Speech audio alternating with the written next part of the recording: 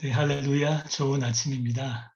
오늘도 아버지 하나님, 우리 주님께서 우리에게 주시는 말씀으로 마음을 정돈하고 하루를 시작하기 위해 함께 하신 모든 성도님들 진심으로 환영합니다. 오늘 본문 말씀은 창세기 5장 1절에서 32절 말씀입니다. 창세기 5장 1절에서 32절 말씀. 네, 오늘은 내용이 좀 많지요. 내용이 긴 만큼 우리 성도님들께서 몇 가지를 관심을 가지고 함께 해주시면 좋을 것 같습니다. 다음 내용들을 한번 시작하고 한번 살펴보세요. 첫 번째로 오늘 말씀 중에 아담의 계보를 우리가 따라갈 텐데 이 계보에서 빠진 사람이 있는지요. 그리고 두 번째로 전체적으로 아담을 포함하여서 후손들의 수명은 어떻게 되는지요? 그리고 후손들의 삶은 어떻게 묘사가 되고 있나요? 그리고 눈에 띄게 차이난 사람이 있는지요? 오늘 총 10명의 인물들이 말씀에 나오는데 이 내용들을 염두에 두시면 좀 더 흥미롭게 말씀을 보고 들으실 수 있을 것이라고 생각이 됩니다. 네, 그럼 제가 봉독하겠습니다. 이것은 아담의 계보를 적은 책이니라. 하나님이 사람을 창조하실 때에 하나님의 모양대로 지으시되 남자와 여자를 창조하였고 그들이 창조되던 날에 하나님이 그들에게 복을 주시고 그들의 이름을 사람이라 일컬으셨더라. 아담은 130세에 자기의 모양 그 자기의 형상과 같은 아들을 낳아 이름을 셋이라 하였고 아담은 셋을 낳은 후 800년을 지내며 자녀들을 낳았으며 그는 930세를 살고 죽었더라. 셋은 105세에 에노스를 낳았고 에노스를 낳은 후 807년을 지내며 자녀들을 낳았으며 그는 912세를 살고 죽었더라. 에노스는 90세에 게난을 낳았고 게난을 낳은 후 815년을 지내며 자녀들을 낳았으며 그는 905세를 살고 죽었더라. 게난은 70세에 마할랄레를 낳았고 마할랄레를 낳은 후 840년을 지내며 자녀들을 낳았으며 그는 910세를 살고 죽었더라. 마할랄렐은 65세에 야렛을 낳았고 야렛을 낳은 후 830년을 지내며 자녀를 낳았으며 그는 895세를 살고 죽었더라. 야렛은 162세에 에녹을 낳았고 에녹을 낳은 후 800년을 지내며 자녀들을 낳았으며 그는 962세를 살고 죽었더라. 에녹은 65세에 무두셀라를 낳았고 무두셀라를 낳은 후 300년을 하나님과 동행하며 자녀들을 낳았으며 그는 365세를 살았더라. 에녹이 하나님과 동행하더니 하나님이 그를 데려가심으로 세상에 있지 아니하였더라. 무두셀라는 187세에 라멕을 낳았고 라멕을 낳은 후 782년을 지내며 자녀를 낳았으며 그는 969세를 살고 죽었더라. 라멕은 182세의 아들을 낳고 이름은 노아라 하여 이르되 여호와께서 땅을 저주하심으로 수고롭게 일하는 우리를 이 아들이 안위하리라 하였더라. 라멕은 노아를 낳은 후 595년을 지내며 자녀들을 낳았으며 그는 777세를 살고 죽었더라. 노아는 500세 된 후에 셈과 함과 야벳을 낳았더라. 아멘. 네, 오늘 창세기 5장 1절은 이렇게 시작합니다. 이것은 아담의 계보를 적은 책이니라. 그 말대로 오늘 5장 말씀에는 아담 이후의 세대가 어떻게 이어지고 있는지가 기록되어 있습니다. 그런데 본격적으로 아담의 계보에 대해 들어가기 전에 5장 1절 하반절과 2절 말씀은 창세기 1장 27절 28절에서의 하나님의 인간 창조의 현장을 다시 한번 우리에게 리마인드 시켜줍니다. 하나님이 사람을 창조하실 때에 하나님의 모양대로 지으시되 남자와 여자를 창조하셨고 그들이 창조되던 날에 하나님이 그들에게 복을 주시고 그들의 이름을 사람이라 일컬으셨더라. 이 구절들은 하나님이 인간을 만드실 때 하나님의 계획과 섭리가 있음을 드러내줍니다. 그런데 하나님의 뜻을 어긴 아담과 하와 그리고 그들의 첫째 자식인 가인의 살인이 이어지면서 창세기 5장 4절 이하로는 아담 이후의 후손이 어떠한 길을 갔는지를 우리에게 보여줍니다. 4절부터는 아담 가게의 족보가 나옵니다. 그런데 재미있는 것은 첫째 아들인 가인은 족보에서 빠져 있습니다. 왜 그럴까요? 가인은 영적으로 하나님과 분리되었기 때문입니다. 가인은 동생 아벨을 시기하였고 결국 살인을 저지릅니다. 하나님께서는 그런 가인을 에덴에서 추방은 하였지만 끝까지 가인을 보호하셨습니다. 그러나 추방당하는 그 순간까지도 가인은 회개하기는커녕 끝까지 책임을 회피합니다. 가인은 하나님을 떠난 자였습니다. 그래서 가인은 오늘 말씀에 소개된 아담에서 노아로 연결되는 신앙의 계보에서 보이지 않는 것입니다. 그 대신 죽은 아벨을 대신하여 하나님께서 주신 다른 아들이자 씨앗인 셋을 통한 계보가 이어지고 있습니다. 하나님을 떠난 하나님으로부터 소외된 가인 가게의 삶이 아니라 신앙 계보를 잇는 아담의 족보에 포함되고 그것이 천국 생명체까지 이어지는 그런 삶을 사시는 우리 성도님들이 되시기를 소망을 합니다. 5장 4절 이하 계보의 내용이 적혀 있습니다. 그런데 계보를 살펴보면은 아담 이후의 모든 후손들의 삶은 어떻게 보면은 이 세 가지 단어로 표현이 됩니다. 낳았고 살았고 죽었더라. 계보에는 아담, 셋, 에노스, 게난, 마할랄렐, 야렛, 에녹, 무드셀라, 라멕, 노아 이렇게 10명의 이름이 기록되어 있는데 에녹을 제외하면은 모든 사람들의 삶이 여기에 해당됩니다. 이 세 가지 단어로 표현이 됩니다. 우리 모두 사실 파란만장한 삶을 살고 있고 그리고 우리가 유명한 사람들의 삶을 보면은 참 대단한 삶을 살아가고 또 대단한 일을 하고 있다라고 제가 생각을 하죠. 그런데 결국 사람의 삶은 이 세 단어로 압축이 됩니다. 자녀를 낳고 살다가 죽는 것이 우리의 인생인 것입니다. 여기 계보에 기록된 대부분의 사람들을 보면은 약 700년에서 800년, 가장 장수했던 무드셀라는 969세를 살다가 죽었습니다. 7, 800년을 살면서 자녀를 낳고 살다가 죽은 사람의 인생이 이 성경에는 한두 줄도 기록이 되어 있습니다. 그렇다면은 100년을 채 못 사는 우리의 인생이 여기에 기록된다면은 뭐라고 기록이 될까요?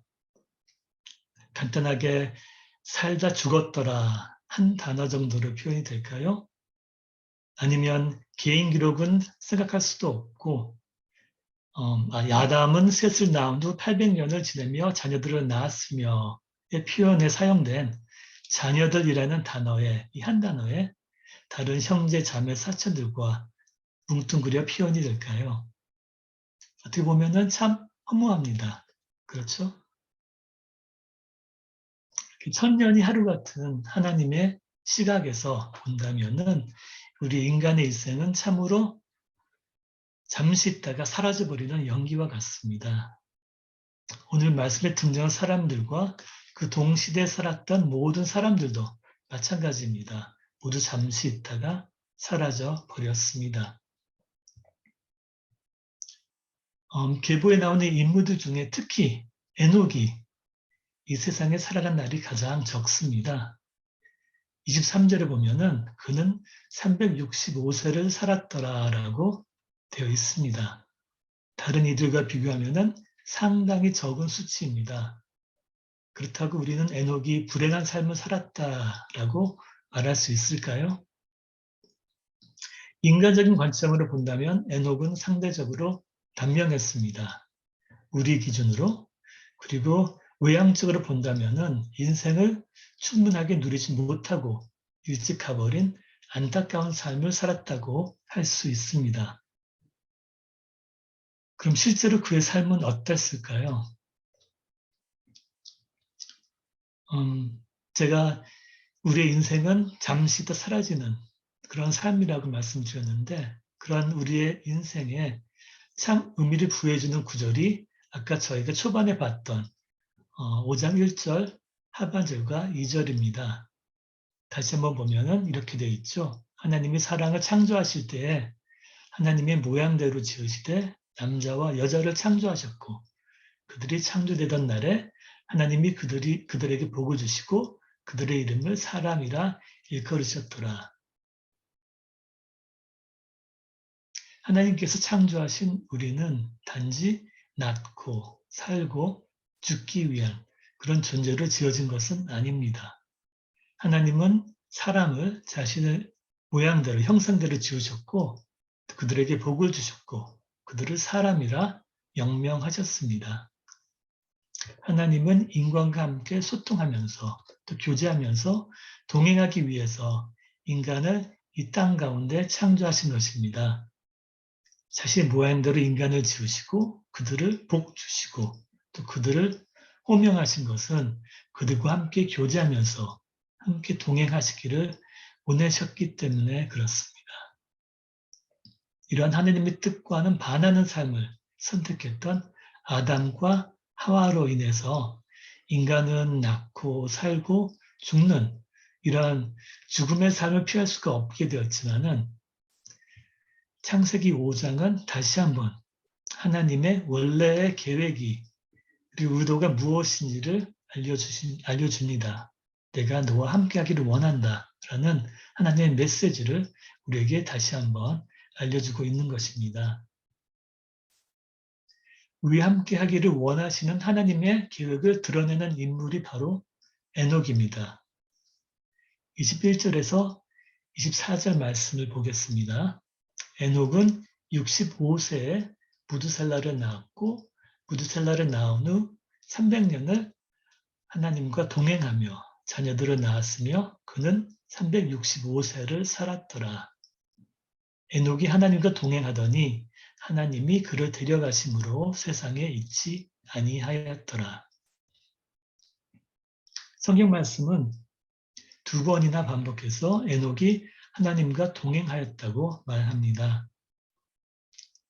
낳고 살았지만 결코 죽지 않는 인생. 이것이 하나님께서 계획하셨고 원하셨던 사람의 삶입니다. 이 땅에서 사는 동안 하나님과 함께 동행하면서 살다가 이 땅에서의 삶이 다하는 날, 죽음을 넘어 하늘나라에서 결코 중단되지 않는 주님과의 교제를 이어가는 삶이 바로 우리 인간에게 하나님께서 바라셨던 그런 것이었습니다. 그렇다면은 하나님과 동행하는 삶은 어떤 삶일까요? 하나님과의 교제를 놓치지 않고 소중히 여기는 것입니다. 그리고 하나님께서 예수님을 보내심으로 보여주셨던 그 사랑, 그리고 예수님께서 행동으로 보여주셨던 그 사랑, 우리가 받은 그 사랑을 감사히 여기고 또 그 사랑을 베풀며 살아가는 그런 삶이라고 저는 생각을 합니다. 성경 말씀에는 에녹이 죽었다는 말이 없습니다. 다만 하나님이 그를 데려가심으로 세상에 있지 아니하였더라 라고만 전하고 있습니다. 이 세상에서 하나님이 그를 데려가셔서 하나님이 거하시는 곳으로 옮기셨으므로 더 이상 에녹은 이 세상에 있지 않습니다. 그러나 에녹이 죽어 없어진 것은 아닙니다. 그리고 이것이 바로 하나님이 우리에게 원하시는 삶이라고 생각을 합니다. 예수를 주로 고백하는 하나님의 사람들은 이 세상 가운데서 사는 동안 우리를 위하여 죽으신 예수 그리스도의 도우심으로 말미암아 담대히 하나님 앞에 나아갈 수 있는 것입니다. 그리고 그러한 삶을 살기를 하나님께서는 우리에게 원하고 계십니다. 오늘은 이 이야기로 마무리를 했으면 합니다. 오늘 일자 생명의 삶 목장 에세이를 보면은 유명 저자인 C.S. 루이스에 대한 언급이 있습니다. C.S. 루이스는 다음과 같이 말했다고 합니다. 세상을 위해 가장 많이 일한 그리스도인들은 다음 세상에 대해서 가장 많이 생각했던 이들이었다.